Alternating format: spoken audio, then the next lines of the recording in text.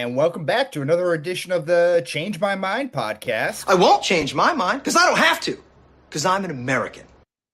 Yes, you are, and I'm Wesley Sykes, and through the other side of the ether is the Navarro. To my Lieutenant Danvers is Mr. Nicholas J. Esquire, super cop, question mark, for hire. I will take the Navarro over Danvers in this conversation. That was very generous of you. Thank you. See, I might be Danvers over Navarro. Really? They both went through some interesting. I know when we first convened, when I finally started watching a couple of the episodes, they both went through some changes. They were both tough at first. We'll get to it more later. I'm getting ahead of myself, but sure. There's a lot to dive into. I don't blame you.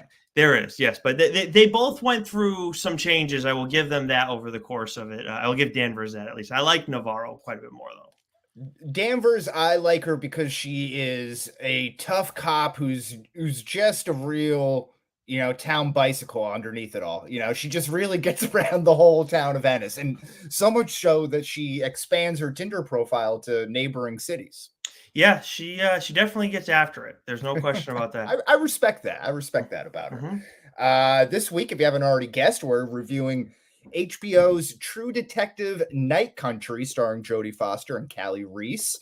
But before that, Nick, I think much has been made about the setting of this show, and we're going to be talking about it as we get into the exit survey itself. But if you were to have a murder mystery, where would your ideal setting be? Ooh, that is awesome. So actually, as a family, my wife's side of the family, we actually did a family murder mystery thing. I love that. That sounds like a great time. For my nephew's birthday, and you know what? You'll appreciate this as much as anybody. My team, we ended up being one guest off. I kind of got misdirected on a clue, unfortunately, just because of the way it was done. We screwed up, but the way I got the one of the answers of who done it, that it was clue style. So it was the object, the location, and the person. The way I got the person, totally ass backwards. Didn't do it the right way at all. I just figured it out sheer. Well, it's not like a long division problem. You get the right answer, you solve it, then you solve the case. It doesn't matter how you got there. Some would argue that True Detective Night Country writers were the ones who were. You could argue that I wrote it, but in the end, to answer your question, I would say somewhere like Scotland or Ireland, somewhere like that. That's really dark and smoky, like a mansion type thing. I'd be shitting my pants, but I think that's a really cool setting, like an overgrown mansion. Yes, yeah, I could see that. And I say that over somewhere like Alaska. Weather. Yes, I say that over somewhere like Alaska because I wouldn't want to deal with that. As much as I think it's a really cool setting, I also think I would fuck that. I like cold, but not that cold. Right. And the 24 hours of night or even 24 hours a day, that can be exhausting. That is a lot. Extremes on both sides there. I think a prestigious university would be really interesting. Maybe in maybe not in a huge metropolitan area. That's kind of in a small college town type setting. I think that could be think of I don't know, Amherst or Williams College or something like that. That's in those small college towns in Western Mass, where you have maybe a secret society fraternal element there. You got a bunch of different ways that you can go with it. You got corrupt police or university figureheads and their interest in sometimes being the most important person in the town and what they have to protect against the community. I think there could be a lot of interesting aspects there. Give me small town university. I think that's a nice call. Yeah, I think the real question is, though, are we going to solve any crimes? Because I actually have an intro question for you as well today, West. What is the greatest mystery you've ever solved? Greatest mystery I've ever solved. That is a good question. Geez, to mind anything. I got nothing coming to mind right now. I'll tell you what, the greatest one that I've taken on and still have yet to figure out is what is in a spicy chicken patty at Westport High School lunches. I still don't know what's in those things. That's in a farm country or farm town, right? That's a farming community right there. So it could be a multitude of things. Yes, you'd hope it's all natural, but I highly, yeah, all local pesticides. Yeah. I love my high school, but seriously, those things. Yeah, I mean, I think school lunches are vastly overrated. I hated our school lunches, although we had good pizza on Fridays there. That was good. Oh yeah, we used to get Papa John's here and there, so that I was pretty pleased with that. Yeah, as far as greatest mystery I've ever solved, I'm still trying to figure out when my wife married me, so that's probably number 2 on my. Oh, that's a great question. Yeah, sometimes I ask myself that too. I think a lot of guys probably ask themselves that, So I or, think or or maybe the other way around. Who knows? what we're finding out is that you and I could star in True Detective season 5. I think we'd figure out the case just as well as anybody. Yeah, I think we have a good resume to put forth for it. No, I don't know. Good mystery. Um, Geez, I'll have to come back to that. I'll think about that through the episode, and then maybe it'll pop up here. Okay. Um, but speaking of popping up and popping off, the comic book minute. I mean, we got a lot to talk about here. So if only I can find the sounder. There we go. Ah, a superb choice.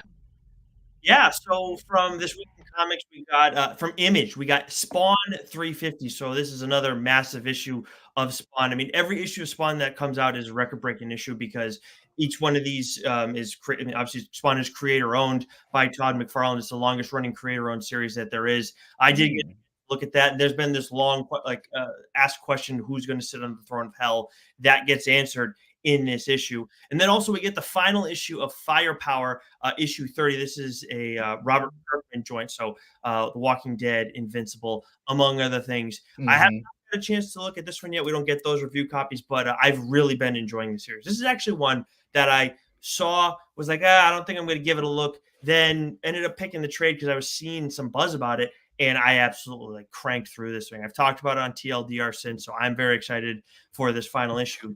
From DC, we got John Constantine, Hellblazer, Dead in Oh, America, issue 2. We had the series writer, personal favorite. Cy Spurrier on the show a little while back. And then Nightwing, issue 111. We just found out recently that Tom Taylor, who's been writing this series since issue 70, is going to be starting his final arc with the character with issue 114. So some big news there.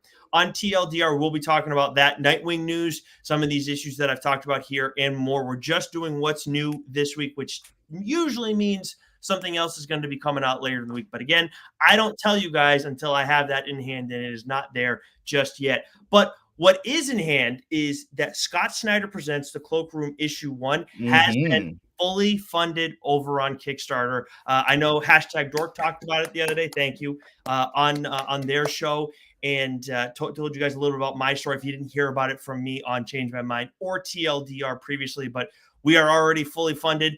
If you want to read Widowmaker and check out some of the other stories that are featured in Scott Snyder Presents the Cloakroom issue 1, along with Scott's forward that's going to be featured in that story, which I'm very excited about, you have to go and back the campaign on Kickstarter. I have been tweeting it out a bunch. I know Hmm. Dork shared it as well. Scott's been retweeting it. So it's everywhere. If for some reason you can't find it and you want to check it out, 2 things that you can do. One, you can DM me on Twitter at fry_guy1. You can get me easily there. Also, you can go on Kickstarter and search Scott Snyder. You'll find it. It's Scott Snyder Presents the Cloakroom.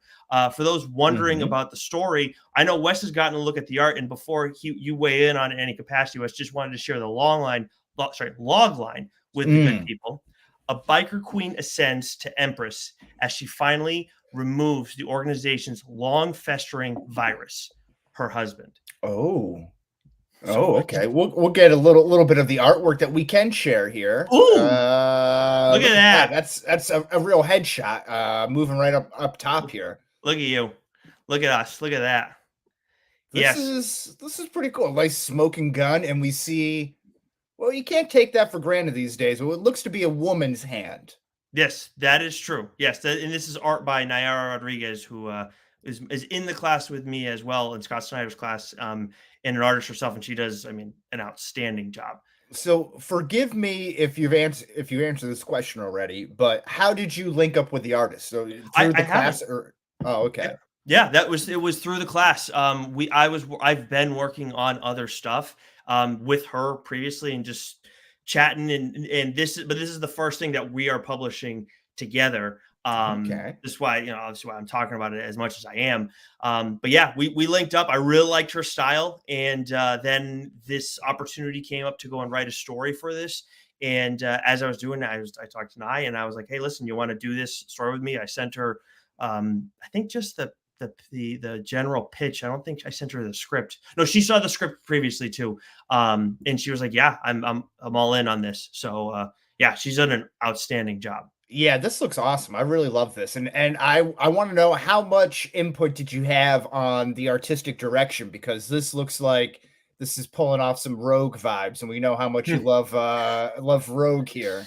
Yeah, I wanted to have I honestly Nye drew the character and I was like, yes, this is it. Like I didn't have much in the way of notes back to her on the design, but I did want her to be like a more middle-aged woman, like late 40s, some maybe early 50s, somewhere in that kind of range, which you kind of can see with like the lines on her face.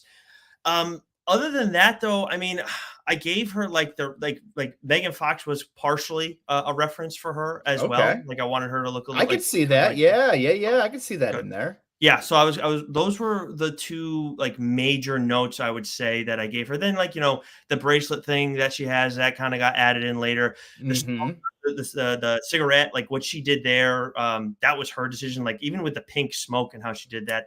I think that's very cool. I like that, and I always think just smoking cigarettes in media is very badass. Yeah, and she really, she did it out. That was such a nice touch that came like at the very end of things. One of my favorite things about this whole process is when I told you about it before it was announced, was when you said that it reminded you of like Grand Theft Auto art. Yeah, it does. Yeah. Oh, really? Okay, good. Yeah. Sometimes I don't know if that's a compliment or like a disservice to an artist by like saying it reminds you of something else. You know what I mean? Sure. Yeah. I mean, in theory, you should. I mean, it shouldn't. I mean, everybody's got their own opinions about stuff, whatever. But it's like it's your perception. I mean, like it, and it is also, how is that not a compliment? Grand Theft Auto is one of the most prolific video games ever. And it's so iconic, the load screens there. I mean, specifically, I think of like Vice City and GTA, San Andreas and stuff like that. Like those that was my era of video game playing. So like that's what it immediately brought back to. So good. I'm glad she liked that. And for those who aren't, who are listening to us in audio form right now and not watching us on one of our streams, you can find these first two pages from Widowmaker over on Twitter. I've tweeted out quite a few times at Fry_guy. And again, like if you want to take a look at some of those first two pages, those are available to everybody. So if you DM me, I will happily send that along in case that helps you in your decision making process to go and back the project and put the digital or physical copy in your hand. I love it. I want the physical copy in my hand. That's why I'm an old school guy. I want to feel it. Yeah. Oh, you know what? I will. I'll give everybody a little something that hasn't been announced yet. Something that's definitely been in the works behind the scenes. So this is a biker story, and Nye and I designed a logo for the biker club. So again, if you're not watching on our stream, I'll have to send you a picture of this. But we are going to have stickers. I don't know exactly how they're going to be available on Kickstarter, but those have been, as far as I know, those have been in the works, and I just got these updated versions of it. So I am very, very excited about these. I love that. I think the next step is getting patches to put on your jean jacket or your jean vest or whatever. That's awesome. I will say that has been brought up by one of the editors. My whole thing was just like that sounds great. I just don't know how you guys are going to do it. Like stickers seems like such an obvious thing, and patches. I'm all about it. That's way better, no doubt. I don't know, but yeah. So I'm very excited about it, and I'm beyond pumped that this has already been backed after it was live for like 4 days. It was a 30-day campaign. That's awesome, man. So kudos to you, and we can't wait to see what comes next. So very, very exciting. I feel like I'm a promo for Phase 4 of the MCU right now. You won't believe what comes next. I appreciate it. Well, at least you've seen all the art pages. We're not sharing with everybody else, but you've seen it all. No, it looks great, but when I see the words coming to it, I want to see it all kind of come together like one big stew. Yeah, we're getting there, and Wes will get a chance to see it when a little bit ahead of everybody else to weigh in. Well, it's perks of running the podcast, aside from the big money that we're making here. This is very this is very true. Are you ready to fully dissect True Detective Night Country? Because I can't wait. I'm fully hard right now. I'm as ready as I'm gonna be. I'll say that. All right, Tommy, are you ready? Are you ready to go? All right, now let's go get him. All right, we're all on the same page here. True Detective Night Country, an exit survey. What's the synopsis of this movie or show, Nick? Set in a remote Alaskan town, two detectives investigate the disappearance of 8 men from a research station. What do you think of that synopsis? I think that's enough. Like I think when I see that, it's like, okay, good. You're not giving me a lot. You don't need to sell me hard. That's confidence. I also find it very interesting that they mentioned the setting in this. I'm not saying we don't get that in synopsis, but I wrote this synopsis. Really? Because IMDb was just talking about the series as a whole. It's like True Detective is an anthology series that follows detectives and murders. Okay. So I had to go to the Wikipedia page and to the synopsis there and try to edit that down. Well, they should hire you to write synopsi from now on. I thought synopsi. I like that. Multiple. Yeah. Why limit you to just one? That's great. Like seriously, my one thing was like they bring up the Alaska stuff, like that kind of further, like how much you and I talk about it. But yeah, it's the favorite part. That makes perfect sense why that's in there now. But yeah, the rest of it is perfect. Like you don't need to give me more than that. I would be Yeah, it's a mystery, you know. Yep. Let you be mysteriorized. Okay, well maybe we got to work on that. All right, let's move on. I was trying to synopsize that. This cast and crew. This was directed by Issa Lopez, starring Jodie Foster as Detective Liz Danvers, Callie Reis as Trooper Evangeline Navarro, John Hawkes as Hank Pryor. Who this was bugging me the whole show. I don't think this was the case, but he reminded me of the new guy. You ever see that movie? Or like the really scrawny looking guy in Euro Trip who bangs the big woman? Nope. I'll look it up though. But see if you can pull it out while the cast, because it looks like just him aged out a little bit more. He's been in a bunch of like teen comedies. Christopher Eccleston as Ted Connolly, Fiona Shaw as Rose Agnew, Finn Bennett as Pete Pryor, Anna Lamb as Kayla Malee, Aka Niviana as Julia Navarro, Klaus Tang as Otis Heiss, Nivi Peterson as Annie Kotak, Owen McDowell as Raymond Clark, Isabella Starr LeBlancas as Leah, and Joel D. Montegrad as Eddie Kavik. The guy you were thinking of is DJ Qualls. He's a D. Oh, that sounds like a DJ name. Yes. No, but it's DJ Qualls. Yes, yeah, that's 100% who it is. Do you see where my mind can go there? I absolutely can see that. Yes, I think it is a bit of an insult to John Hawkes, but I don't think it's an inaccurate statement. They could be from the same family tree. Yes, I agree. He's also in what I know him from is Deadwood. That's where he's okay. I've seen him around. I just wasn't sure. Like sometimes you see these like lanky kind of nerdy characters come in and they develop into these like really great character actors. Because I thought he was a good. I didn't like the character, but I thought he did a good job in it. Yes, I thought the character was a piece of shit, but it was very well acted, very believable. But yeah, it's like just looking at Deadwood, his role there, he's Timothy Oliphant's like store partner and everything like that in Deadwood. And he like very like there's that similarity of being like this he's got a level of like sheepishness to him. But then like the characters that's it. Like from there they very much deviate. He is like much more respectable in Deadwood, and this he's like that sheepishness turns into real viciousness. And it seems kind of weird because like we're told that he's a jerk, right? But there's really only one instance of him that we see that kind of really jumps out of him being a jerk, Yeah, and that's like when he hits his son.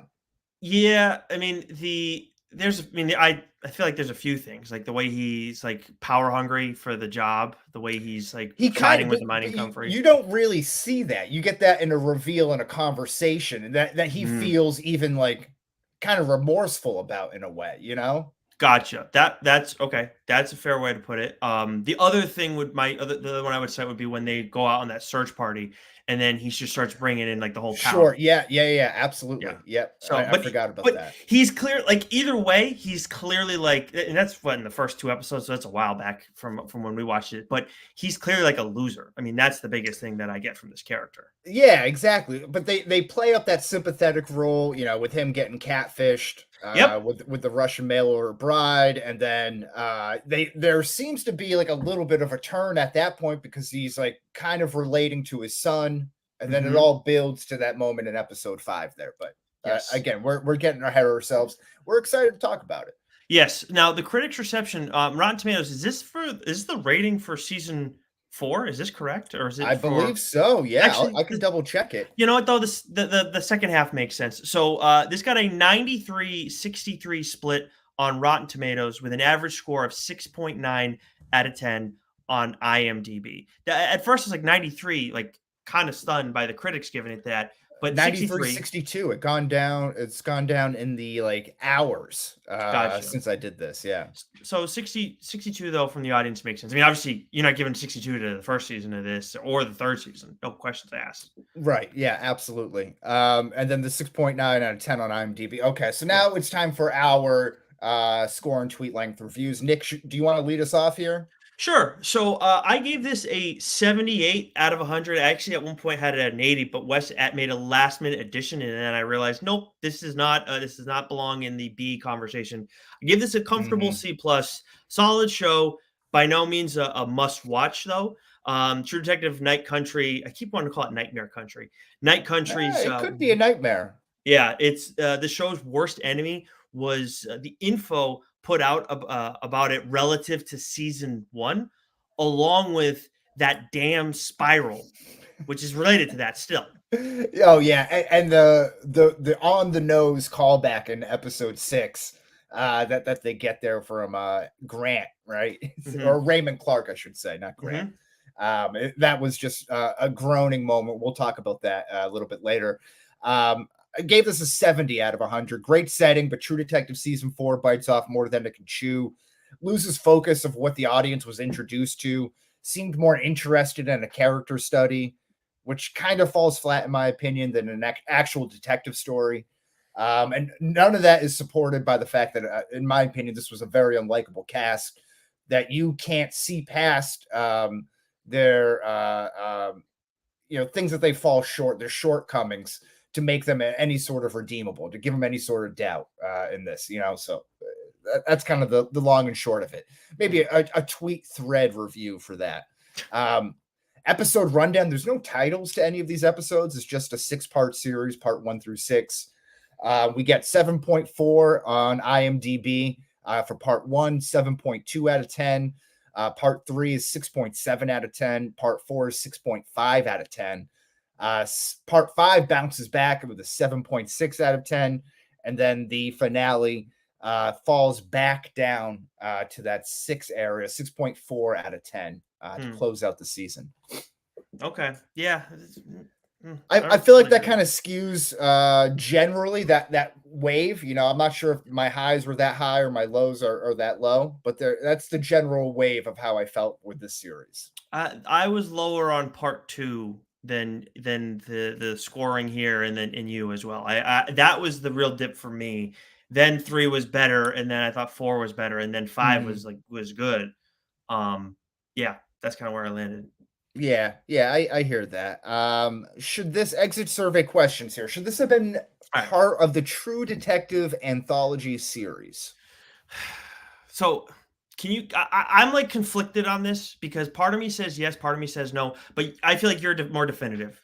Well, so it could have been a True Detective season. I hated the callbacks and the connections to anything, but this could just be could have been a mystery, on its own. This could have been Night Country, and it could have worked, but yet they shoehorned in the spiral. They shoehorned in time is a flat circle. They shoehorned in Russ Cole's family connection possibilities in there. None of that had to be involved, nor did it really play a big role in it. So it's kind of frustrating. It feels like a bait and switch a couple times over because it's like, all right, this is True Detective. It's going to be connected to season 1. It's in Alaska, but it's also like the whole aspect of being introduced to one murder and them seemingly working for another murder that's connected, but that we don't really know about. Yeah, yeah, it's for me. It's yeah. Like I think you make good points there. My thing is don't you don't need the spiral stuff and the connections to the first season to Mm-hmm. be in this. Like as far as I understand, you don't have to have it connected to that. If you do, then you need to take things in a different direction than you ended up doing because it's basically again, this is a spoiler-filled podcast. You basically used it as like a red herring the whole time because it's like there, but like it doesn't really do shit. And you could have done that Mm-hmm. but then not have it be the spiral. You can have it be its own separate thing. I'm not saying I would have loved it, but it wouldn't have been as distracting for me. Do you feel similarly on that front? Yeah, it was distracting. It took away focus from other parts of the show because I kept thinking like, all right, well, what is this going to be explained? They go to the Native American reservation or whatever where they go where they're looking for that guy in the generator and like it's all kind of like a creepy area and you see the spirals everywhere and then like that group of guys are like, we know what that is, and then they find out later it's like to warn people about weak spots on the ice. Like, okay, maybe that's a metaphor for weak spots to be able to connect, into that spirit realm Mm-hmm. where there, maybe that's like where a greater connection can be felt. Like, I don't know, maybe that's what it is, but it takes on too much in here. Like I said in the tweet Yeah. length review, and it's like for 6 episodes, maybe that's poor on HBO's fault for only giving this 6 episodes. Hmm. If this had 7, 8, maybe you have more time to flesh out, what I thought were one-dimensional side characters that just took away from the story. And maybe you can focus more on the supernatural or focus on that spiral or that connection to season 1 that they Maybe. wanted to allude to. Yeah, you might be right about that, but I also think like we're both right. And like they needed to make the decisions. Like they kind of tried to like just float around in too many different directions, Yeah. and then they don't and then the direction they finish off in. While I like it, I also am like you really did it. Like it makes sense in the scheme of this town, but it doesn't make sense like in terms of the story that was being told. Like that was Mhm. an odd decision. And I'm not, and again, you could have, I think you could have told the better story by focusing on that a little bit more in some capacity. Yeah, absolutely. Absolutely here. Do you have a favorite episode? Hmm. Favorite episode? Yeah, episode 5 was awesome. I mean, like just because Mhm. the way things take a turn, the way like Hank kind of just like flips a switch. It's just your dad's not as dumb as you think he is, or Right. as he pretends to be. I think is what Jodie Foster Yeah, said. yeah, yeah. So that was great. It was brutal ending, but it was very well done. Yeah, I love it. I think episode 5 I thought I had the most kind of glued to the edge of my seat sort of thing type moments there. And also episode 1. I thought the setup was really good about setting up with the Salal scientist, the frozen mansicle that they had there. I thought that was a really interesting thing. And you get all these nuggets, right? And you get the tongue there. So I thought the setup and the introduction to everything was really interesting. Mhm.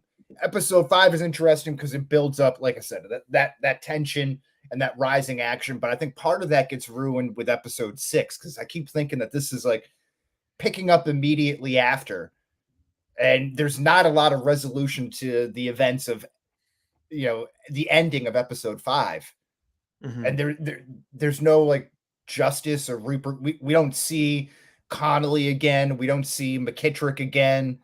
Hmm. And it's like that Hmm. all that stuff just kind of goes out the window, and they That's flash true. forward to like an internal affairs interrogation type scene at Mhm. the end there. So it kind of mutes it, but I think rising up to that Mexican standoff with Danvers, Hank, and Pryor, at Danvers' house, I thought that was a great moment. Yeah, it was. Yeah, it was. I think the loose ends bother me a little bit less because just some of the things are going to be messy and some of the things are going to be deemed unimportant. But I do see your point though. Yeah, but they're like they don't even talk to Pete again. Pete's just kind of left off. Like that's like the end. Like it's weird. You don't really get That's like true. much closure to him. Like Pete deserved maybe a little more closure. That's And, that and that I'm not even sure that they have to try to cover up this murder. They're 3 cops. Like their word is pretty good, right? Yeah. Yeah, well, yeah, but at the same, yes, but she's also under fire in that moment. Like they're very much questioning her. They Right. know she's Yeah, up and to they some know stuff. about And the Wheeler case and stuff like yeah, that, right? Yeah. I don't think they could have just they needed to do what they did there. That made perfect sense to me. It did and it did. There were for 2 cops who were already under heat for covering up a murder. Their first inclination is like, we got to cover this up. I mean, I guess when you put it that way, yeah. And it's the whole series. It's haunting them. You know, you can tell they're wearing the Wheeler murder on them. Yeah, So, that was one that was like it became.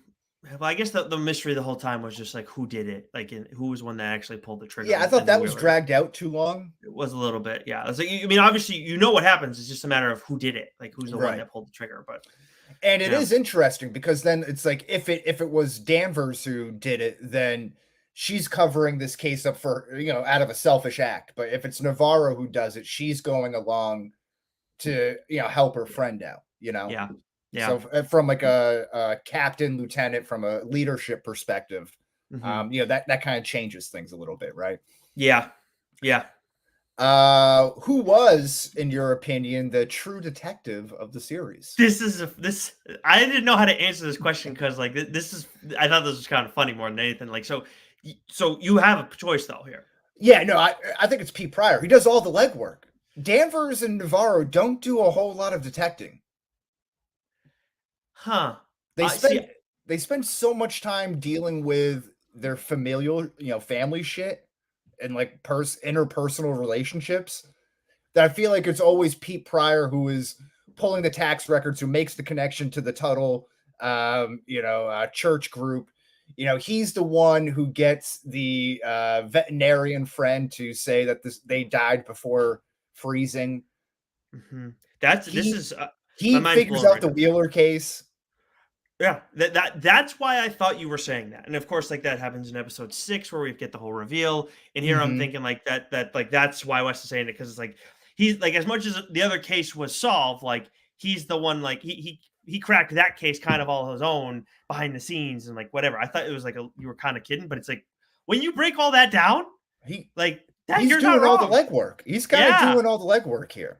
And yeah, the other Danvers one just comes in with her whole like, you know, wrong question. asking And the I'm wrong not and I get how that can be helpful, but at the same time, like he is doing all the work. You're right. Yeah. And even then, he's answering the questions, right? Like she Yes. might be like setting it up and it's presented that she already knows the answers. But, you know, maybe that's just a sign of a good bullshit artist, which we know she is. She can lie.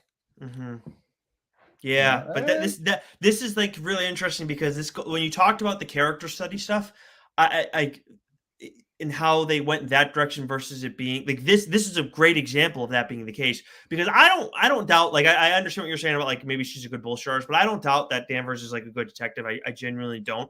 But at the same time, you didn't have her focus on all these things as much. There were moments where she's trying to put pieces together. Don't get me wrong, Sure. but like some of these bigger nuggets, it's Pryor that's doing it, and she's going to have him like do it. Yeah, he's doing all the legwork, and then you know, she gets to present everything, you know, and even in episode 6, where they're finally interrogating Raymond Clark, Navarro, he is the linchpin of this whole case, of both cases, right? The Annie Kotak murder and the Salal scientist, right? So you have so many questions to ask him, and the first thing you say before almost beating him to a bloody pulp and death is, did you love her? And I'm like, what? I get Navarro asked that question. Navarro, this was so personal for her. Like that's why I'm picking on what's her face, Danvers, but Navarro is a little different for me here. Yeah, but she almost kills the lead witness. Yep, 100%. I mean, and then you know they redeem it with how, you know, they lay out episode 6, but when he turns into the human free, you know, icicle there.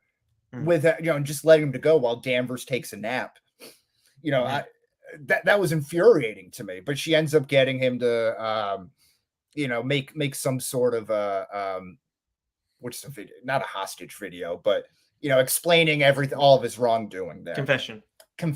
Thank you. Mm-hmm. Yes, but so that was kind of frustrating, but then I was like, okay, I can't be mad at that entirely, even though I'm not, crazy about how that played out. But they should be questioning him nonstop. They have him alone in the Salal base during the middle of a storm, and they're like eating and like making coffee. Like let's get to it here. We need to see what's going on here. We've been following along for 6-7 hours at this point. Like, let's get some resolution on camera. See, this is where we diverge a little bit. I actually like the way they like quote unquote tortured him with I thought that was interesting. That was an interesting way, but it just feels like that wouldn't be my first course of action. No, I mean, that wouldn't be that's why I loved it, because it was like, that's dark. That's also very effective. Because like, what do you like? Punching him in the face isn't going to do anything. Like, threatening him isn't going to do anything. Like, this guy's like seems a little out there in this moment. He's desperate. He's dealing with he just doesn't know what to do. But then you just like this. He apparently loves her. All right, then you're going to have to relive this moment if like you were at all involved, or you're going to just hear like the woman you supposedly love go through this terrible thing. They didn't even really try to. They asked one question. He's like, "I'm not talking," and then they're like, they didn't try anything else. I don't know. I thought that was just kind of it felt a little out of place.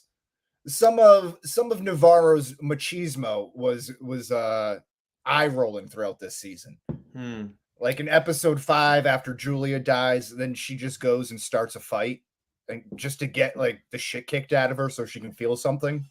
Was that the end of episode 2? I thought it was episode 5. No, 4. No. It was after her sister died. Yeah, you're right. It wasn't. Yeah, but it was with that same guy. Yep. Who was in episode 1 and 2 there? Who was like the abusive boyfriend? I think it was 3. That timeline wise, that feels right. Yeah, whatever the case is there, but still, it's a big eye roll moment. The forced cream pie with her taking on like the masculine roles in the relationship with Kavik. She's spooning him at the end of it. Some of it's just kind of like an eye roll there. Oh, that doesn't. Although she is built like a defensive end. She's got some very broad shoulders there.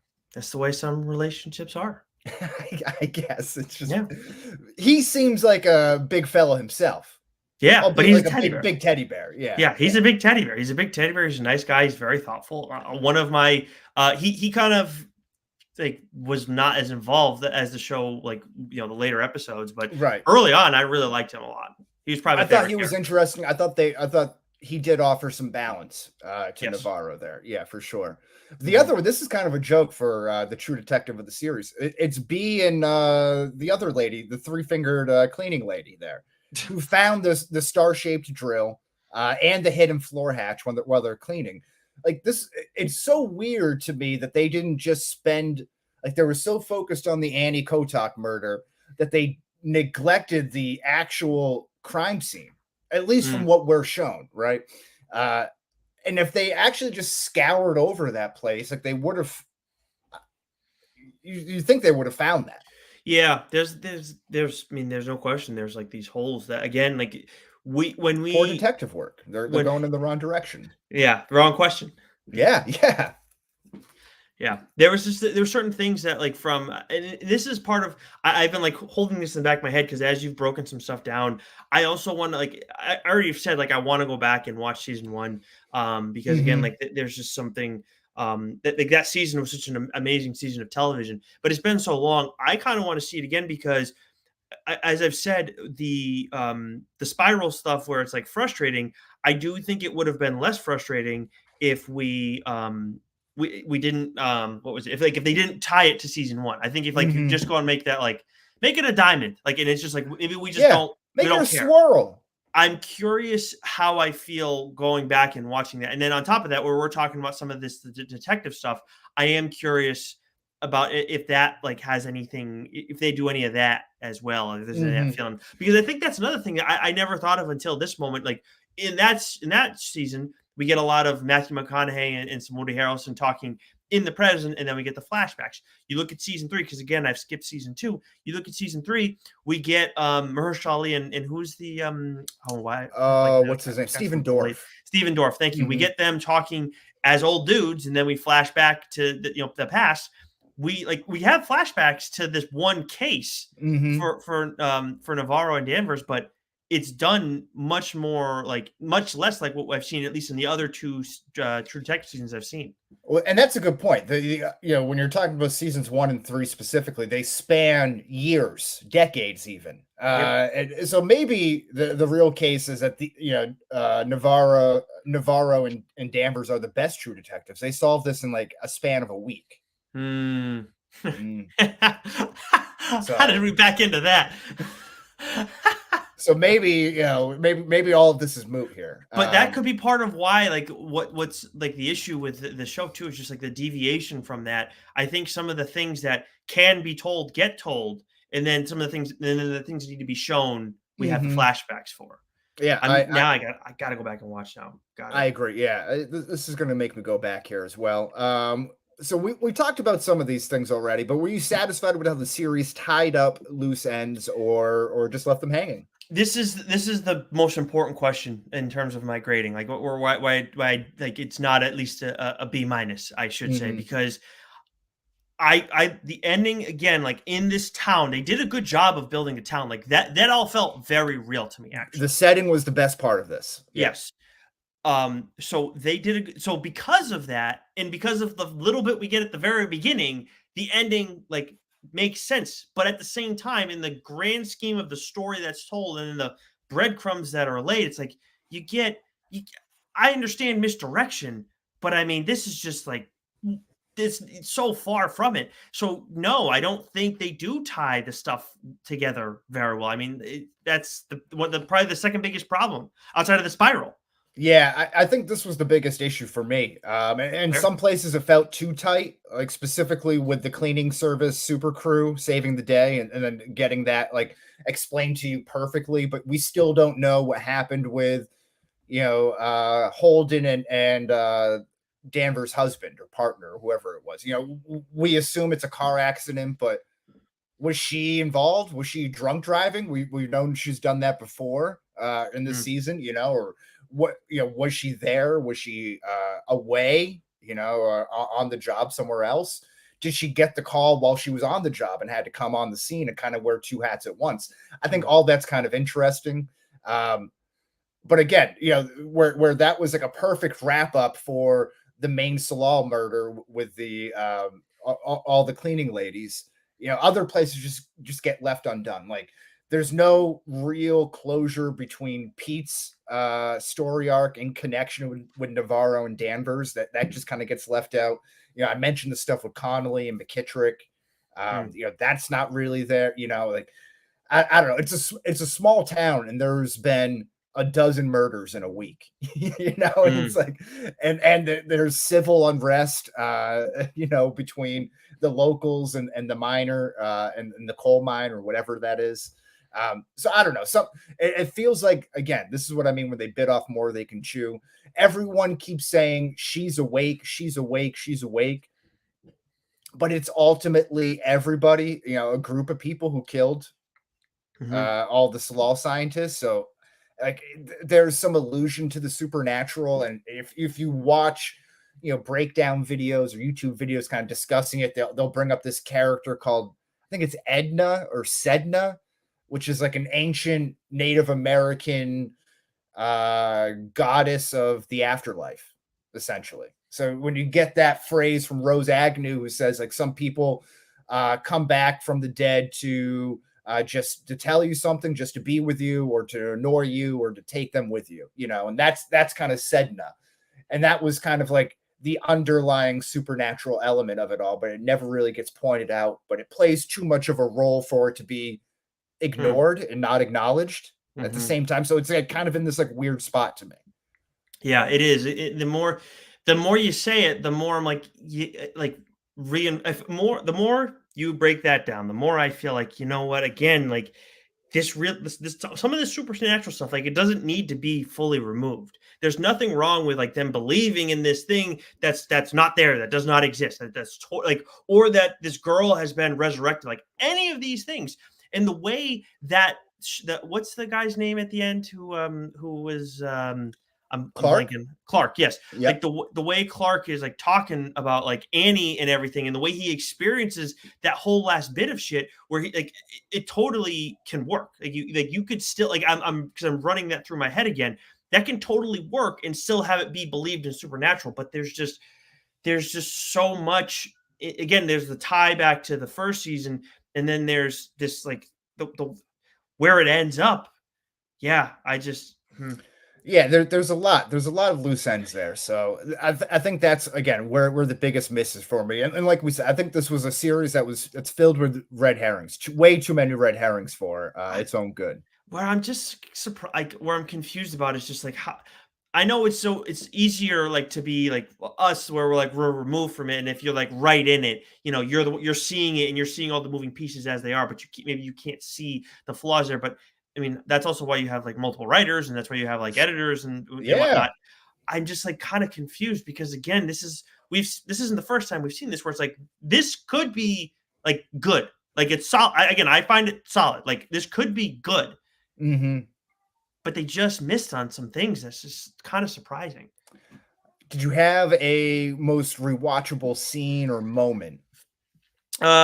Yeah, I mean the standoff in episode 5 is Mhm, definitely like mhm. the most tense one because I'm like, okay, Pryor, you don't like obviously this is a tense situation, so it's like easier said than done, but I'm like, you can just shoot him in the arm or something like that. But then after when he pulled the trigger and shot his own father in the head, I was like, well, like obviously like maybe it wouldn't have worked out or it's easier said than done, all these things. But even if he shot him in the arm, what's to say he doesn't still pull the trigger on Danvers? Well, So and that's my question. Do you think that he was going to shoot Danvers because he was raising his gun?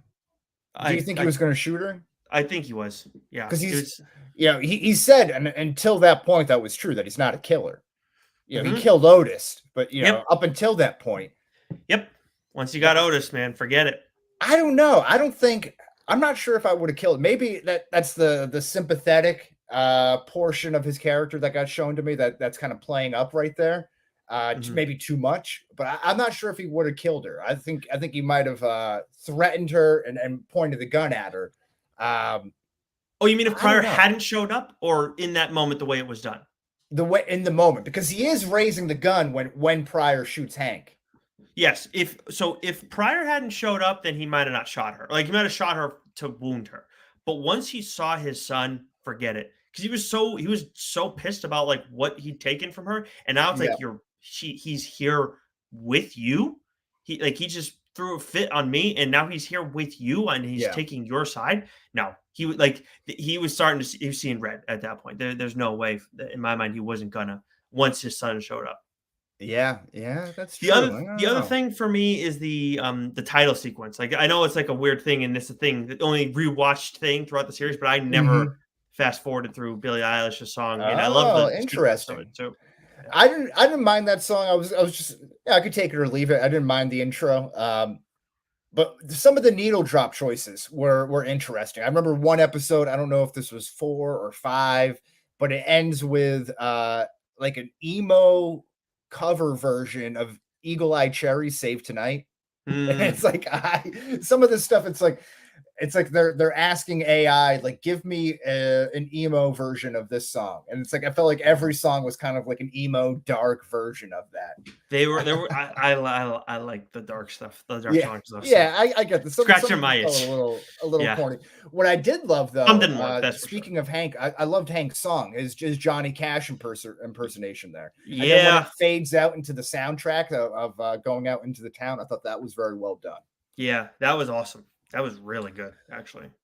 We agree on the prior Danvers and Hank standoff. I still love the 15-20 minutes of episode 1, the first of that there, where you got the caribou hunter and then seeing all the caribou run off. And then the setup of the Salal murders there. I thought that was, again, very intriguing Mhm. start to a season. I thought that just kind of laid the table. very nicely for what could have been a good season or a more enjoyable season for me. Yeah, I think part of what, like, again, like I liked episode 1. Don't get me wrong, but like the first 2 episodes, 3 and 4 were an improvement for me because with 1 and 2, it's like, okay, this is tied to supernatural stuff. Like, how's this? Mhm. How's this? Like, what's it going to be? How's it going to work? And I was thinking about it way too much going in. Yeah, yeah, yeah. And what I will say, what I liked are 2 emotional conversations. Well, I guess 3 emotional conversations there. One was with Navarro and Julia when they're going to the Lighthouse mental health facility, and Mhm. they're about to check Julia in. They're sitting on the couch. It's like the first time that I see any real good emotion from Navarro in this series for me. She's like, sorry, I let you down. They hug. They had kind of have an emotional thing, and she's very stoic. I think almost to a fault in this show. So I thought that was a nice moment to kind of show, that emotional side of her. And the Mhm. other one is with Danvers talking to Navarro at the end of episode 6 when Navarro brings up Holden, her son. And she's like, don't you say his fucking name, and then she goes up, and that you really feel it. I thought Jodie Foster does a good job kind of playing a standoffish, woman leader with some kind of like masculine traits to it. I thought she does a good job kind of playing that. Maybe butch is too strong of a word, but Yeah. just kind of playing like that type of role. So to get that emotional element, and then first to hear her even acknowledge, that the death of her son, they don't really have too much of a conversation about it. So I thought, her reacting to Navarro was really good. And then lastly, I really enjoyed Pryor and Rose Agnew talking at Rose's cemetery or whatever she's got there outside of her house when they're sinking Hank's body and Otis's body there. And they Yeah. sit down and she's like, you think the worst part's over, but it's just starting. Yeah, that was heavy, and then on top of that too, where she's like, I want to watch, like, you want to watch me take the air out of his lungs. It's like, Yeah. jeez. Yeah. And That it's was pretty great. And it's vicious. like, it leaves all these unanswerable questions about Rose Agnew that I'm just dying to know. Yes, Aunt Petunia has really come a long way. I'll tell you. Aunt Petunia. Yeah, that's the woman that plays Aunt Petunia in Harry Potter. Oh, really? Yeah, Oh, Fiona. Fiona Yeah, Shaw? Fiona Shaw. Yeah, Oh, go I ahead. didn't know that. Oh, Yeah, go ahead. okay. Yeah, that's that. Yeah, go ahead and give that a bang later. But Yeah. anyways, so I mean, I got to double check myself now because I'm like double. What's next? What'll age the best? Yeah, what do you think will age the best from this series? It's the setting. We both know the setting's great. Yes, the setting is great. And I am still double checking myself on the Harry Potter thing, and I was Well, correct. Yep, Petunia Dursley. I was right. okay. Okay. Scared But me. I like the setting again. The 24 Hours of Darkness, very spooky. Lets you kind of in on the isolation. I think that's really interesting there. But I also really think it's disorienting because you don't know what time it is at any point in time. So where this is essentially happening in a bottle over, a 7-day, maybe 2-week period. Well, I guess it's more than, maybe it's like 3 weeks, right? Because they can keep the bodies for 2 weeks and before the Anchorage department comes and takes them, and then like the aftermath into Christmas into New Year's, right? Right. Because I remember seeing before the on camera interviews, the internal investigation interviews, that like the last date we saw was I think January 14th, and Okay, that was yeah. like 14 or like 14 days into the darkness, whatever it was, something like that. So yeah. So I think most of that episode 5 and 6 happens New Year's Eve. Yes, yeah, that's right. That's right. That's a good call. Yeah. So I would have loved to know what time, the time of everything. So just so I know, like, all right, this is when they're starting out on this day. It's 9:39, because it's so disorienting, and maybe that's effective from a mystery standpoint, that it kind of leaves the audience, the reader, the listener, the watcher disoriented when going through everything. So you mean specific time of day? Okay. Yeah, honestly every time it's like it's nighttime. But you're right, it wasn't. So I was off on that. Yeah, so I kept thinking about that constantly. I was like, what time is it right now? What year is it? Yeah. So for me, what'll age the best? I honestly think that time is going to allow this season All to right, we're age on the well same on its page. own. Oh, Yeah. oh. Sorry. What time is it? No, I hear you. No, but like it's just because like people are gonna go watch this who like we're on top. Well, you were on top of it more than I was, but still like I was ready. I watched the season finale like right after it came out. Was like we're on top. We're aware of the news surrounding it, the different things that we've heard, the interviews that have been done, blah blah blah. There are gonna be people though who go back and watch this on Max, in a month. Who were like, oh, I didn't know there was another season of True Detective. Like we're in Mhm. it. That's the thing.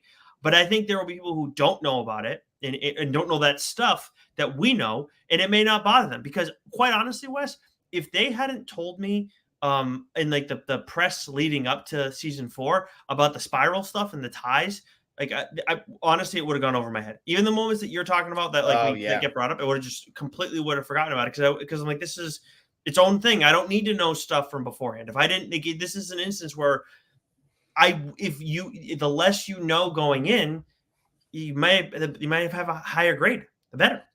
I wonder if this kills the True Detective series.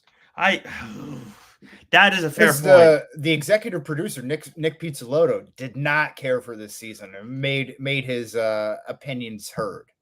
Yeah, but he's also one who knows everything that's going on. And I mean, but that's also fair. I mean, like this, he's got to know these things. So I don't. Yeah. Yeah, I mean, you might be right. That could end up being the case. But I could see this getting like a resurgence, like where it's just at least in like common space where you talk with people, it's like, oh no, I like season 4. Like season 2 was the only one that was like actually not good. Mhm. Because still, like it's still we're not. It's not one of our questions, but it's still number 3 on your list, right?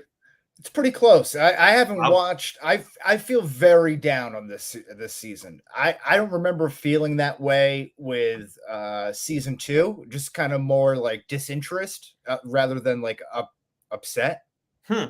But again, Interesting. that's been so long since I watched it, so Hmm. it's tough to really pull back all the feelings from I don't know 12 years ago. I bet you that they do one more season and they give it a go to tie everything together and like they try and find a way to do it. Ty, oh, I hope they don't do that. I don't want them to, but No, I would. no, But no, no, I no. don't want them to. I just want them to come back and do its own thing. Like go take it to Europe and like do your own thing. Like just like go into like Oh, go into hmm, Scotland or something like that, or there we go into go. like a small college town in New England. It's one of those ideas. Come on, Yeah. just make it its own thing. But How I about would if I, are there any good universities in Sleepy Hollow, New York? oh, maybe maybe I'll tell you. Mm, That's an interesting call. But I really don't. I really do think if they're like, hey, we're gonna come out with a season 5. If I was to bet money, it'd be like we're gonna try and finish this off the right way, oh, the I hope they quote don't. unquote right way. I hope they don't. No, no, no, no. Please don't be right about that. Love to be wrong. What will age the worst from this series? We talked about a lot of the things here, but maybe we could run through them all just to be. Yeah, I mean, just to have it here in one nice concise spot, tying it to season 1, Hmm, and hmm. this is kind of an offshoot of that, but still the spiral. Like that's the big thing. Like if you just make it something else, then you're going to be fine. And I think, and I think the way they leaned on the spiral, I guess, is probably a better way to put it. Yeah, yeah, absolutely. I think we could talk about this a little bit in performance of a best performance by a side character, but I thought having all of the side characters be very one dimensional didn't really work Yeah. for me. You have Pryor's wife, who is just the nagging wife, can't understand anything. Although this is like seemingly only a again 5-week case at most, and there's like a serious murder, she can't really understand that there's like you married a cop and there's a octo homicide that happened, and they got in this small town with all this other shit going on. Like, she's doesn't really seem very understanding in that. Yeah, same thing with Leah. Leah seems very one dimensional. She's actually low key the worst character in the show. I mean, she might be like the worst. Like she causes nothing but trouble for her stepmother, Danvers. Do we know if that's her I real think, daughter? yeah, no, it's not a real daughter. I think adoptive. Yeah, something like that. I Adopted? because Yeah. I don't think so. I don't think it's from a like a previous relationship either. I think it's like a friend. That's like another. That is Oh honestly the yeah. weirdest relationship in the entire show. Like that one, I kind of didn't get. Danvers is just racist for no reason, and she's really bad racist. I mentioned this on the show. Kudos to Jodie Foster, because you probably don't want to. You don't want to be like a Leonardo DiCaprio and come off as like a really good racist like he did in Django Unchained, right?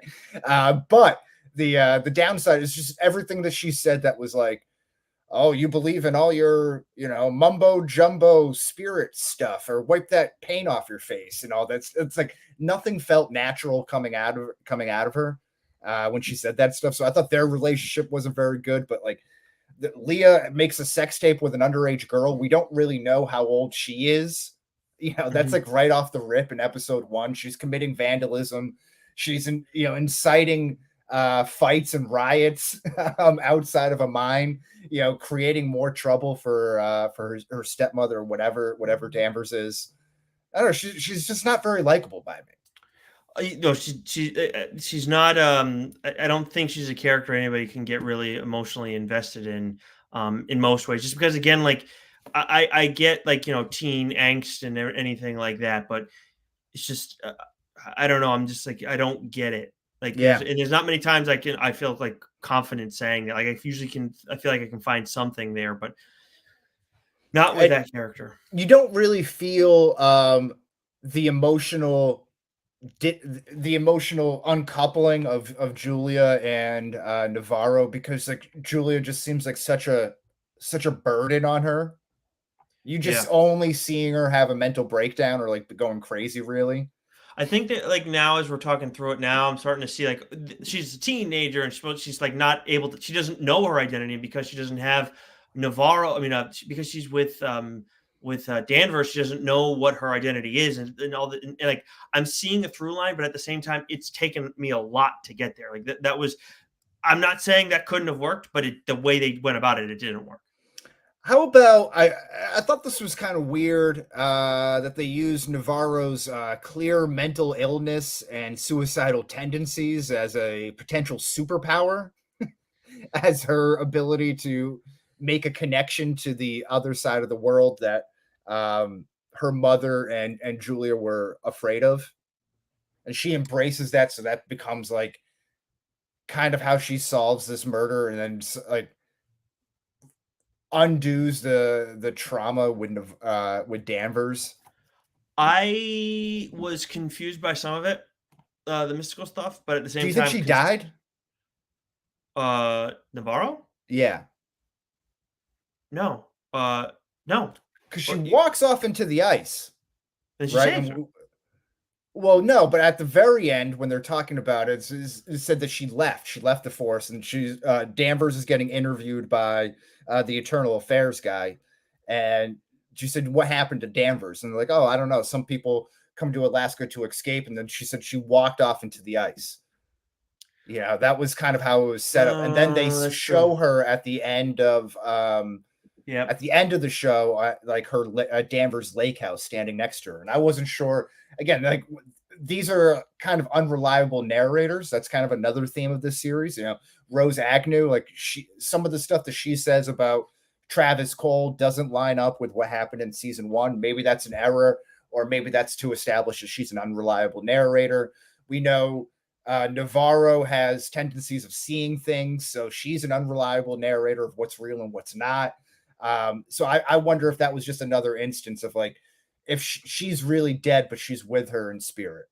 Maybe. I mean, but this show's like built on unreliable narration too. Yeah, I mean, yeah. McConaughey's character is as much also kind of unreliable. And then in season 3, they have dementia, right? And dealing with old age and stuff like that. So like they can't remember everything as well. And Woody Harrelson's unreliable too, because he's kind of an asshole, his character, very much so. So it's like you got all like there's so many people you can't trust, and then you can't trust the characters that they're talking about through their story because they have their own, stuff, their own emotions are thrown in there.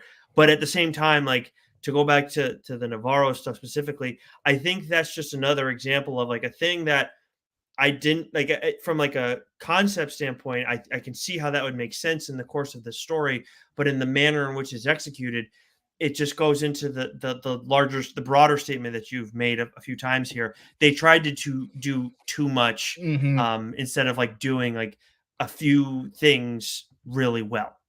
Yes, absolutely. Agree with that there. Okay. Who had oh, how about uh I feel like I'm missing something, but all right. Who had the best performance by a side character? You might have missed something. I'm not sure, but anyways, it was the best performance by the side character. So, if Pryor's technically the leading man in this, right? Leading male character. He kind of is. Yeah, he's like a lead supporting actor, right? Yeah. So I don't know if I can throw him in here, but like it would be like of the it would be him.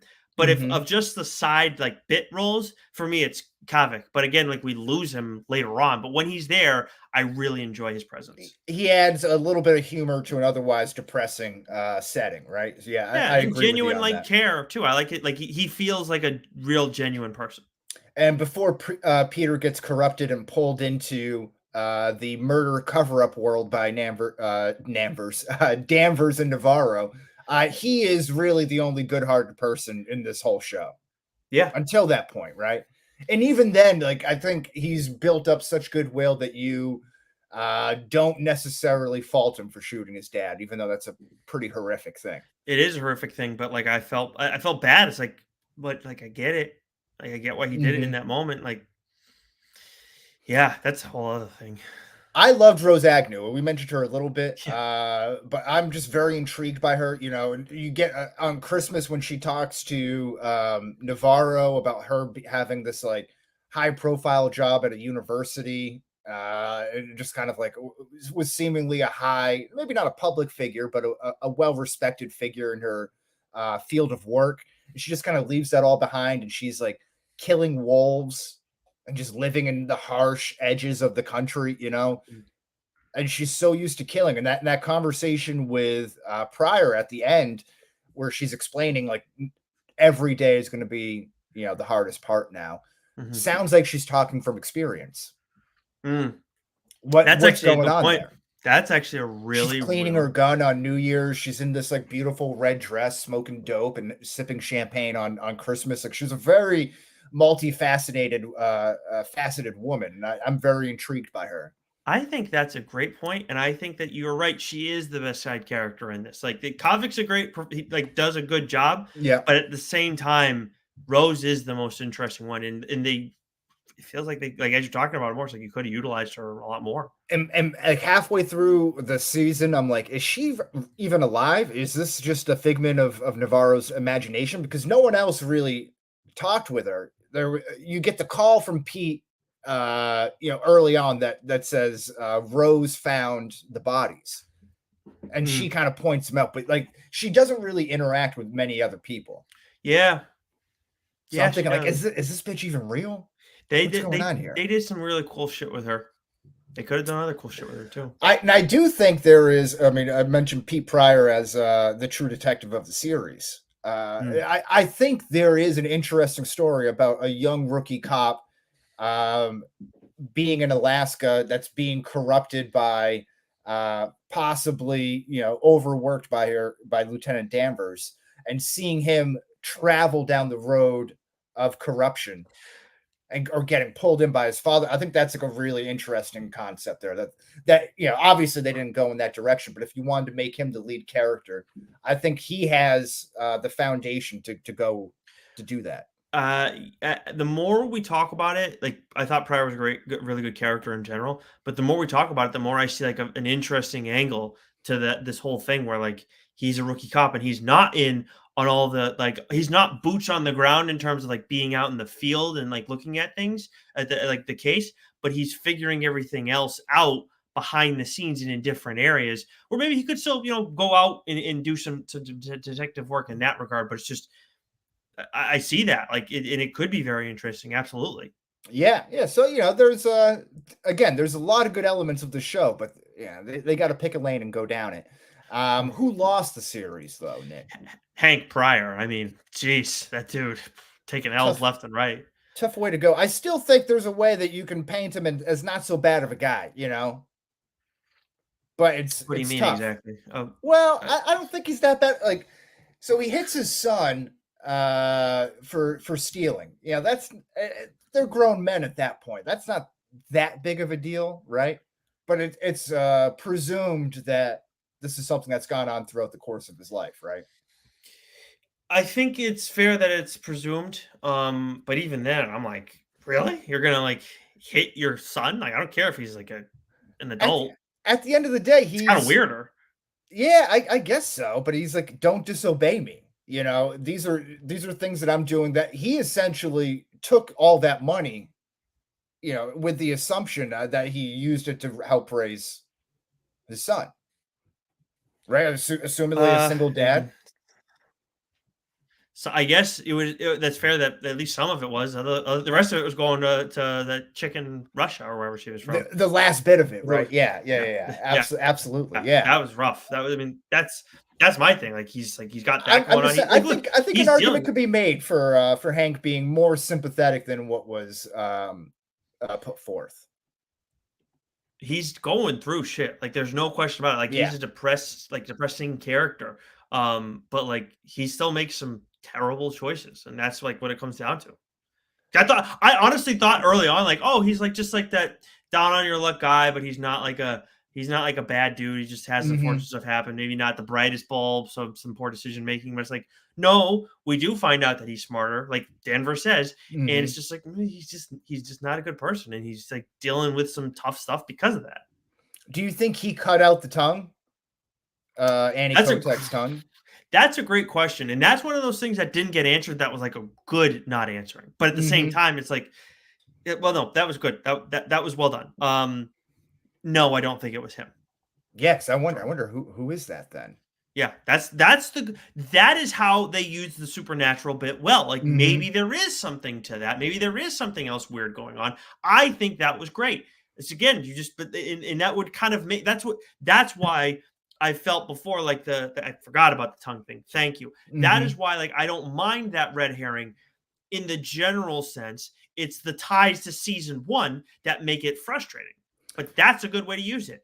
What I liked about the supernatural elements is how they did it in season 1 is that it was all human actions being done at the altar of a supernatural, right? The Yellow King, Carcosa, and all that stuff, right? That it was all like a sacrifice to the king, the Yellow King. I'm not crazy in a detective show the supernatural kind of guiding the hand of these kind of making it happen, leaving clues behind. 100%. I think that kind of makes it a little wonky about 100%. what exactly is this show. But again, I think it was interesting, but it just didn't fully land for me. But this is also that's where it falls under the category of like this. You're like where you're right, like that. If this was not True Detective and just Night Country, then some of these things that are bothering us probably don't come up. Yeah, exactly. I also want to give a shout out to Connolly. I thought he was a fun side character. He offered a little bit of levity and was the only one who could really talk sense to Danvers, like get through to her. He was a good add to the show. I thought the dynamic too of like the other women around town who like hated Danvers. Yeah. That was a nice touch. Yeah, like the geology professor's wife and stuff. Yeah. I thought that was funny as well. Yeah, I was like, oh fuck, jeez, like all these women really fucking hate her. I mean, I get it, but wow. Yeah, exactly. That's why I liked her so much. No, I lost the series. Issa Lopez, the creator and director of it, just didn't do it for me. Didn't fully land here. There's some interesting ideas that go in different directions than I would have liked, but. I'm not making a mystery. I think that's what's really tough about a mystery series in general is that the first half of the whatever season it is generally going to be generally more enjoyable than the back half, because as doors close, the possibilities become less and less, right? So then you end up narrowing down on this one door that you have to go through, even if it's not the one that you hoped it would have been at the beginning. Yeah, that's a fair point. That is, it's just, and it's like, how much of a mystery do you let the audience in on before it's no longer a mystery? Like, it's a fine balance between it. This is true, but the balance was like, it wasn't, they were off. Like It was that unbalanced for me, but yeah. I'm just saying Yeah. that But it's tough. where it I'm ends not saying I can do it. That's no, oh yeah, yeah. no. I mean, it's easy. Like it's easier for us because we're removed, but at the Yeah. same time, it's just like, and also we're seeing it as the finished product. Like it's, I will tell you right now, just from the one like the Widowmaker thing, like writing it and then seeing the art come to life. I'm sorry, just seeing the pencils, and then you see the colors get added. It's like Mhm. you got to make changes here and then make changes at that next stage, and then when you see it like completely done and everything, and then you start seeing the letters come in, it's like God, and now we're talking about a show where you have to worry about how actors are portraying themselves. Like Mhm. comics, it's like I have two other people that like I'm worried about, not counting the editors, and like I'm telling them what to do outside of like writing the story. Like, that's so much easier to manage than this whole fucking thing. I But hear you. but I hear you still, absolutely. like what we're talking about, that balance, like it wasn't like that again, like leading towards more like the things that this wasn't done well. It's not like you had that checkpoint of what you're talking about where like maybe it did, but again, like, we just kept going down this wrong rabbit hole and there was nothing else to lead towards. Mhm. That's just Mhm. confusing. I'm with you. I'm right there with you. But did anyone win the series, Nick? Who won the series? Season 1, like I want to go back and watch it. Like it's Yeah. just a great season. I don't think I've watched it a second time. I really, I maybe I did, but I really loved it, and I need to go back and watch it. And I again, like, I want to see if there are things that bothered me from this season that like didn't in the first season. Now I'm Mhm. curious as if to why, if that's the case. Because there are some things that you're bringing up that I'm like, I wonder if it was like where the motivations that you're talking about with the supernatural stuff. Like, I want to see some of that and how it's done there because I loved everything about season 1. So I'm Mhm. just I got to go back and watch it. A, for enjoyment, and B, for comparison purposes. Quite honestly, I like that. Okay, absolutely. I think Rose may have been the big winner for me. yeah, It was probably. Pete up until, his corruption. And him just using standard household cleaner to get rid of like gobs of blood, like ounces of blood was really funny to me. Like Mm, the I thought prior cleaning up the Danvers's house was funny because like they showed him wiping down windows and like wiping off floors, but like not really cleaning off all of the blood. hmm You could tell it was like the first steps in the process of cleaning it up, hmm but you don't see like the actual finished product until Leah shows up. So like in my immediate head, I'm like, did he just leave all those streaks there and then go take a shower? Like, so I don't know. It's fun I stuff like that. I will say with prior to like as much as I started I had the same thing with Danvers and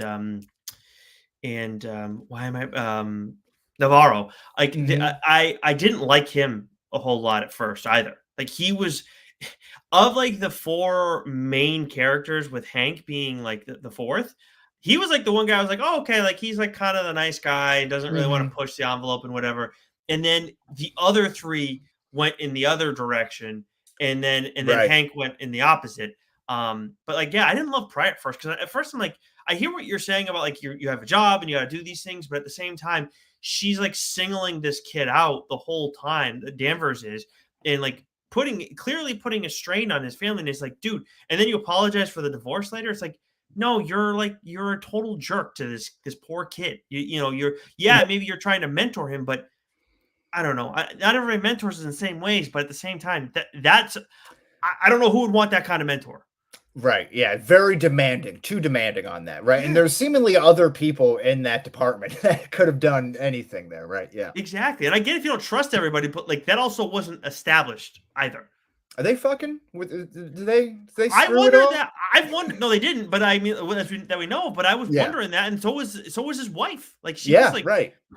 I mean, it's just and how can anybody wonder? Like not wonder that rather. It's just For a minute there, when Hank, Pryor, and Danvers are investigating the crime scene in like episode 1 or 2, and like you can see Hank and Danvers kind of have a little friction in the way that they're talking. mhm. I thought that they were divorced and that it was like a whole family thing working in one Yep, unit. yep. There was a point where I thought that as well. Yes, I think it was at the same exact moment. Uh huh. Yeah.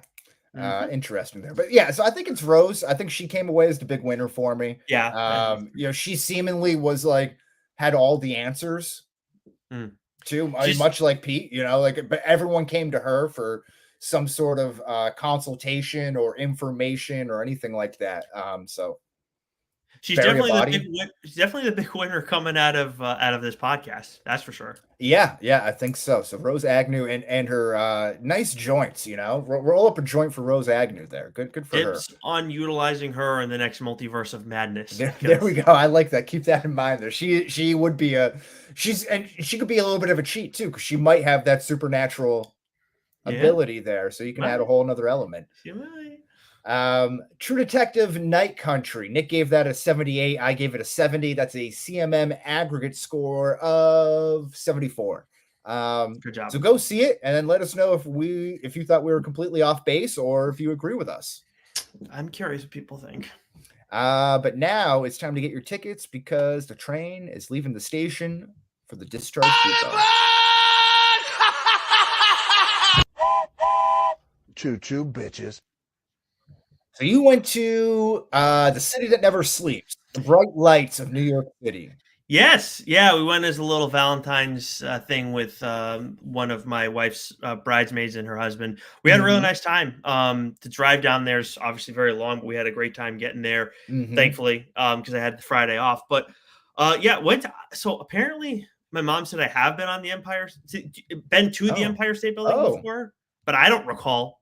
Like Okay. I know I've been to New York with her as a kid, but I was very rattled up there, Wes. Like I've always Did you thought, do the Ferris Bueller and put your head, stand up on the railings and put your head directly up to the glass? No, stop. That's just giving me I will say when I'm on the 80th floor where you can look out the window, I did go right up against it there. But I was looking down and then I was just I was getting disoriented. I had a good time. I'm glad I went up there, but it was rattling. But walked in by just happenstance after we got dinner on Friday, found ourselves at a comedy show. Very nice. It has little hole in the wall place. So that was fun. And then, after, getting breakfast and doing some other stuff and just smaller stuff in the city, we also on the way back went to Sleepy Hollow. And we actually walked through the cemetery there, which was very cool. Massive cemetery. Very romantic. But massive. And they have all these crypts and everything there. But dude, the thing that was so disappointing is the Legend of Sleepy Hollow. I know that it's a book, but at the same time, some of the stuff that's centered around it, it's not is not what it was or is not as accessible. The bridge that it's based off of, it's nothing. It's a regular it's you've been on Hicks Bridge before, right? Yeah. It's not even that. It's just weird. It's more like a road that's a wide ass bridge, and it's barely a bridge. It's just it's over water, but it's just a few rocks here and there. It was just very underwhelming. They have a cool sign there, but I was just why isn't this preserved to be if it was all cobblestone, then okay, then that's cool. I don't know. It's just strange. Not as much of a tourist attraction as you might think. Yeah, I was disappointed by that. Now there is this manor that's there that that you could see it, but because of wintertime we couldn't access it. So I get that, but at least the Headless Horseman Bridge thing, I was well, this isn't what I expected at all. And we could see the Dutch church too, but that was different kind of than the one you see at least in Sleepy Hollow. I get that you probably can't record at the actual church. Yeah, but it was just some stuff. It was a fun experience. I am so glad that I went there. And I would definitely it was kind of a on the fly kind of thing that I wanted to do. But it was just kind of surprised by some of the things that weren't as well preserved or well. Were you disappointed by the horsemen with heads on them? They're well, where everyone's not supposed to have heads. What's going on here? It's very strange. I don't get that at all. It's just almost like an FU to the legend. I think so. I think it's an FU to you, actually. Yeah. Quite frankly, I'm insulted. There's a road right by a couple streets over from me called Sleepy Hollow Lane, and it's a dirt road. It's a short little road, and where the street sign was this big gnarled dead tree that was just dying, and it looked so cool in the fall time when all the other leaves are turning and starting to fall, and this dead tree was right up next to the Sleepy Hollow sign, and they cut down the tree and removed the street sign, so now nothing's there. Oh, that sucks. I will say that we did actually see some pretty creepy trees in the cemetery. Like the cemetery was really cool in the daytime. I would have been scared out of my mind at nighttime. And I just, Okay, yeah. I'd like to go back and experience it like in October, but at the same time, like if it's anything like Salem, it's impossible to do that. So I just, Yeah, I'm sure it's maybe not as crazy as Salem because they obviously yeah, tailor everything to the tourists, right? But this is true. They played it up, and it has a much like actually that is a great comparison. Where and I get Salem, again it's different. One's historical, one is based on fictional stuff. But like Salem, like blows Sleepy Hollow out of the water. Not even yeah, close. but they also embrace the nonfiction side of or the fictional side of Salem too. Yep, 100%. But I mean, I'm just talking about like you have like some of the old like the certain homes, historical landmarks. You have like parts of town Right. that feel like they're like you know like New Bedford, like down like on Union Street where it Yep. has like the cobblestone. Like you have that in Salem too. Again, we didn't stay like crazy long in Sleepy Hollow, but it's also not like this big town as far as I understand it. And they just, Mm-hmm. yeah, it was just like again, like I'm really glad I went there. There was some cool stuff, but I was like, it wasn't some of the stuff that I was excited about. I was kind of disappointed by. Okay, all right. So about 2 thumbs up on the New York City trip overall. I like Yeah, it. that went great. Yeah, I mean, this was an icing on the cake too. So I mean, like in the end, I'm still very happy about it. I'm being critical, but for the people, so they know. It's yeah. Well, you're a critic. You gotta be critical. I watched Oppenheimer on Peacock. Finally got around to that. So very excited about watching that. But it did take me 2 sittings. I watched the first 2 hours Saturday night, the last hour Saturday or Sunday afternoon. Awesome. Lives up to the hype. Very good. Christopher Nolan is fantastic at taking hard to understand topics or confusing topics and yeah, topics, I guess. Mhm. Making them easy to follow along and interesting, right? Because like this was great, but I don't really know anything about the A bomb or atomic or what is even like the theory. I don't even know what he studies, Robert Oppenheimer. I couldn't tell you what he said. I mean, was it like physics? Like, Quantum physics, quantum theories. That's what it is. Yeah. So like that, I'll never understand it. I can barely even remember what the title is. But the same could be said for Inception when you're dealing about dreams within the dreams, or Interstellar and talking about time travel. Obviously Tenet with time travel. I think we followed that movie when it played out. I think I could kind of follow everything, but I also couldn't explain it to anyone either. yeah, I don't. I know you brought that up in the group chat, and Billy was like, "Wes, I think you're smart. All right, Yeah, don't worry about it." that wasn't But really like, my intention, putting that yeah, out there. I don't like I feel very similar to you. Like I felt like we understood it to the extent that we needed to. Some of it is confusing, but like I still got what Like, was going on. yeah, He's but gonna be like locked in. if my wife asked me, "Hey, what happened in that movie? Give me a rundown." Like I couldn't explain it, but if I No, watched the movie, I'm like, all right, I can kind of follow along to what's going on here. yes, it is absolutely a mind fuck. It's but like. I mean, is the criticism maybe that you have to pay attention to every single second of the movie? Because I get that we don't want to, like, people don't want to have to do that. But I think Tenet was probably more convoluted than any of the other movies that oh deal with yeah, difficult information. Yeah. yeah, 100%. Yes, But this Oppenheimer was really good. I mean, star-studded cast. What's his name? Cillian Murphy is great. Robert Downey Jr. great. you're a Everyone Cillian else is Murphy. great. Is it Killian? Yeah, Celtics, Celtics. We call them Celtics in America. We call them Celtics in Ireland. I'm sorry, I can't help it because I he's know he's your guy. He's your guy. so damn good. Yeah. But yeah, I say we say that he's my guy. I still haven't fucking watched Oppenheimer yet. No, it's great. And I said this in the chat too. But like I loved how they did this. Like there was a couple moments that reminded me of The Dark Knight Rises or just like superhero movies in general. But there's one point where Robert Downey Jr.'s character is asking who voted for or against him. And then his aide is like, well, one young hotshot Democrat trying to make a name for himself out of Massachusetts voted against you. Like, what's his name? And he's like, John Kennedy. John F. Kennedy. And I'm like, oh my God. Everything else is so great, but that felt like such a cringe moment for me. But it was it was like in The Dark Knight Rises where it's like, you should go by your middle name, Robin. It's like, oh, what are we doing Yeah, here? yeah, that's funny. That's an interesting call. Or comp. So one thing I'm curious about, because obviously I'm going to experience it in a similar way to which you did. Do you regret not seeing this in theaters? Yeah, I think it would have been really cool to see it. I mean, there's like very Damn. interesting close-up shots with Cillian Murphy and some of the other actors and stuff like that. That would make it look really cool on a big screen. Obviously, the explosions and stuff is cool, but it doesn't make or break it. I had a good time watching it on my my 55-inch TV. So if you gave it like, I get what you're saying. I don't need a scoring or anything like Yeah, that. but I mean, this is like this is like a 95 movie, 96 movie for me. Wow. It was really enjoyable. Like the pacing moves so good that although it's a 3-hour movie and I watched it in 2 sittings, so you're not really looking at your clock. I just fell asleep. It was too late. Yeah, that'll Too late happen for this old man. Yeah, that'll happen to you. Well, we might run into that for our next week's episode with Madam Web, which we are seeing in theaters, and we might fall asleep. Although this might be so bad that it's good. So now we may not have back-to-back hate fests on the episode. Oh God, you really think so? I don't know. No, we probably will.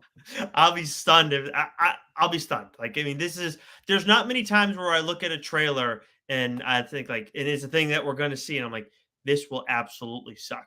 Yeah. This is one of those that I look at that, and I mean, just everything surrounding it too, like the what's her name, Dakota Johnson. Her Oh yeah, I mean she's crazy. She seems batshit crazy. Yeah, I just feel like she's just dull. Like she just doesn't care. Like she's just so uninterested, so uninvested. Also that, yeah. Yeah. But anyways, that's a conversation for another day. By the way, I have frozen on my end, so you're gonna have to end the stream. Okay, I can do that. Well, let me just start playing the grunting noises now, but we'll be back next week at the same bat time, same bat place, as always.